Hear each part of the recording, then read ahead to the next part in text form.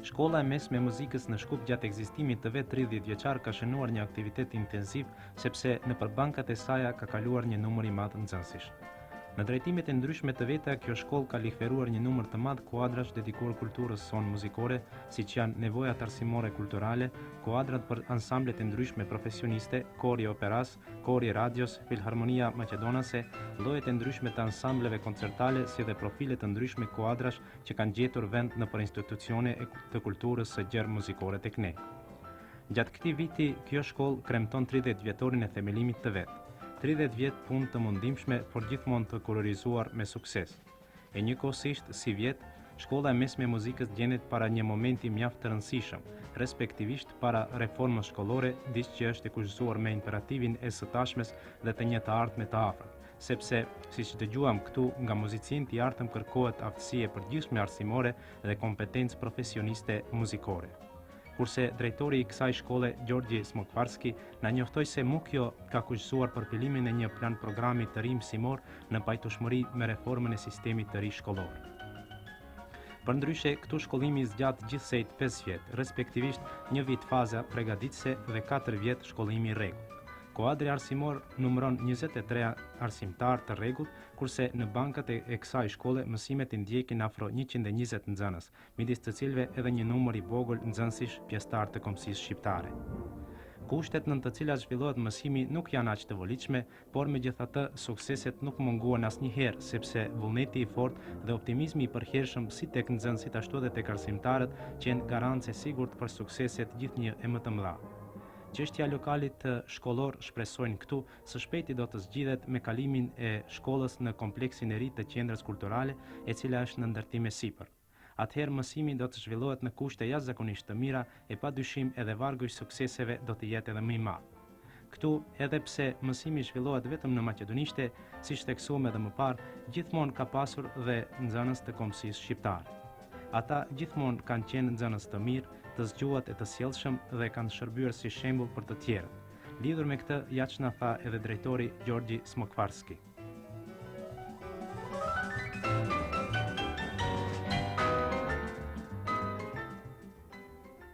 Во целото тоа постоење на музичкото училиште, постојано имало ученици и од албанската народност од ова подрачје. Ние сме имали ученици од Тетовско, Гостиварско, Кичевско, Дебарско, дури и од Преспа од преди неколку години. Редовна е појавата да тоа биле ученици кои исцело се оддавале кон својата работа и биле примерни ученици што служеле узор и на другите. Таков е профилот и на ученичкава Перихан, за која сега станува збор. Perihane Mustafaj, për ju edhe kujdestari i klasës, edhe drejtori na sugjeruan se jeni nxënësja më e mirë. A ndodh kjo në të gjitha lëndët apo vetëm në disa prej tyre? Po, përafërsisht unë jam në të gjitha lëndët mirë dhe kam kohë edhe për mësim, edhe për ushtrim, do me thënë se... Cili është instrumenti juaj muzikor më i dashur? Instrumenti muzikor më i dashur është violina. Sa për informim të spektatorëve, sa kohë ushtroni brenda ditës? Po, neve kemi shumë pak kohë për të ushtru, edhe pse duhet ma shumë në atë të ushtrojmë. Mirë po, une ushtroj përafërsisht 3-4 orë në ditë, vetëm violinën edhe piano 2-3 orë, varet prej kohës. Cili nga kompozitorët ju ka lënë përshtypje të veçanta dhe a mund të na ekzekutoni ndonjë nga pikat e tyre muzikore, krijimet e tyre? Përshtypje të veçanta më kanë lënë këto kompozitorët që janë kompozitorët klasik? Po, edhe ato janë Beethoveni, Mozarti, Chopin, Bach. Varet prej pikës si është. Cilën pikë sot do të na ekzekutoni me violin? Me violin sot do t'ju ekzekutoj një pikë të shkurtë prej Mozartit, që quhet Larghetto.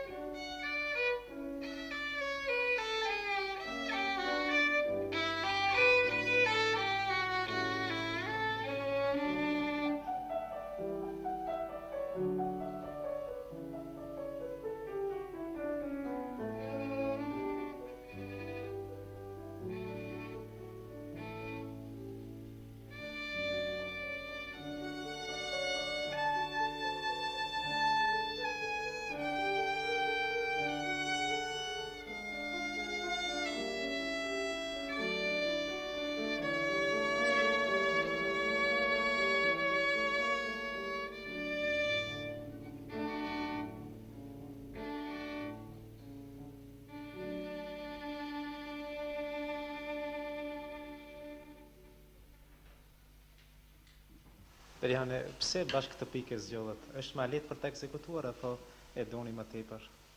Po kjo pika është edhe ma e mirë, edhe ma e shkurtë, mendoj edhe kompozitori i kësaj pikës, Mozarti. Është më i dashur po, për ju. ma e dashur. Për këtë nxënëse shembullore ta dëgjojmë edhe kujdestarin e klasës Stojan Stojkovin. Ученичката Мустафа Перихан спаѓа во оние ученици со кои училиштето може слободно да се гордее. Таа е навистина многу солидна од почетокот на нејзиното школување до овој момент, до крајот на ова прво полугодие. Таа е секогаш била одлична ученичка, секогаш примерна, друштвена, со одлично поведение. Periane, ne dëgjuam gjithashtu se paralelisht me violinë mësoni ushtroni edhe pianon. A mund të na thoni cili është ndryshimi gjatë ekzekutimit të pjesëve të ndryshme, krijimeve të ndryshme muzikore? Po, kështu se cili instrument e ka cilësinë e vet, ashtu që unë edhe violinën edhe pianon, të dyja instrumenta i du njësoj. A keni Mirë, ushtruar prej kohe me të dy instrumentet? Jo, unë fillova me violinën qysh në shkollën e ullit në Tetova, mirë po kur erdha këtu do ishte edhe pianon ta mësoj, ashtu që edhe ishte edhe këtë instrument shumë. Kështu që paralelisht me violinën edhe pianon ushtroj. Sigurisht nuk do të ngoroni të na ekzekutoni ndonjë pikë në piano.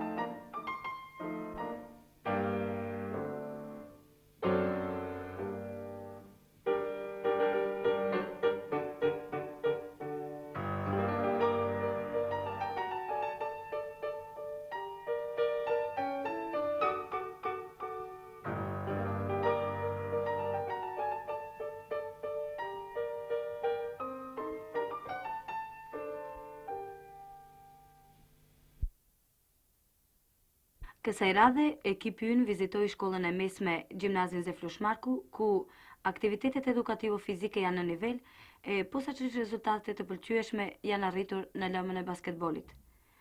Shkas për reportazhin ton është turniri basketbolistik i cili mbahet mes shkollave të mesme për çdo vit në Shkup. Përsa u informuam, skuadra e kësaj shkolle merr pjesë vazhdimisht në këto gara dhe gjatë vitit të kaluar është plasuar në garat përfundimtare. Këtë vit është kandidat serioz për ta zënë vendin e parë. Me këtë i jepen edhe mundësi reale që të merr pjesë në garat republikane në rangun e shkollave të mesme. Skuadra gjimnazisti, siç është emëruar në fillim, zhvillon aktivitetin e vet që prej vitit 1968. Për këto vite ka arritur mjaft suksese, të cilat nënkuptohet shkojnë në favor të shkollës. Qysh në fillim duhet cekur se meritat më të mëdha për ekzistimin e këtij ekipi i takojnë punëtorit të dalluar sportiv Sabit Fazliut, përndryshe profesori i edukatës fizike pranë kësaj shkolle. Çdo ditë stërvitësi i ekipit së bashku me aktivistët e tij ushtron variante të ndryshme dhe nëpërmjet të stërvitjes e kultivon frymën sportive tek nxënësit, të cilët si aktivitet posmësimor e kanë zgjedhur basketbolin. Ne i takuam në stërvitje e sipër në sallën e fizkulturës dhe i ftuam për bisedë. Shokun Sabit Fazliu e takuam në stërvitje e sipër me nxënësit e tij. Përndryshe ai është udhëheqësi i këtij ekipi. Çdo të na thonit në lidhje me këtë aktivitet të lirë të shkollës tuaj, i cili ka kaluar suazat e shkollës tuaj me sukseset që ka arrit? Aktivitetet pranë gjimnazit tonë Zeflu Shmarku janë të dallura dhe bajnë ashtu gara me shkollat e mesme, ku kanë dhënë një kontribut mjaft jashtëzakonisht të madh, ka dhënë aftësitë e veta i kanë të i kalu dhe kanë marrë si vjetë janë ashtu në grupin final ku bëjnë gara në kuadrin e gara shkollat e mesme lojna olimpike dhe konkurencën e fortë presme se do të tregojnë sukseset të duhura. Kena sy se e keni forcuar kryesisht ekipin e mashkujve. A do të thotë kjo se tek nxënësit e kësaj shkolle nuk ka interesim për sport? Po, është fakt dhe konstatim me vend se ekipin e mashkullit kemi forcuar për shkak se prej ekipit mashkullit presme si vjetë ashtu venin e parë ose venin e dytë, nuk do të thotë se interesimi është i vogël te basketbollistët, megjithëse kanë interesim mjaft e duan vetëm si vjetë në konkurrencën ashtu të fortë, nuk mujtën të arrijnë në finale, edhe për atë shkak ma tepër kemi lanë prej përdorimit prej stërviteve ma tepër. Ju falenderit. Dëgjuam se Arben Golja është lojtari i dalluar i këtij ekipi. Na tregoni diçka për shansat e këtij ekipi në garat e ardhshme. Në çdo herë kam qenë optimist dhe mendoj se edhe këtë vit kemi shansa bukur të mëdha për zonën e vendit të parë në Shkup, në këto gara olimpike të gjimnazive të Shkupit. Dhe mendoj se do të arritim sukses si çdo vit që kemi pas. Enver Slamniku është gjithashtu lojtari i këtij ekipi.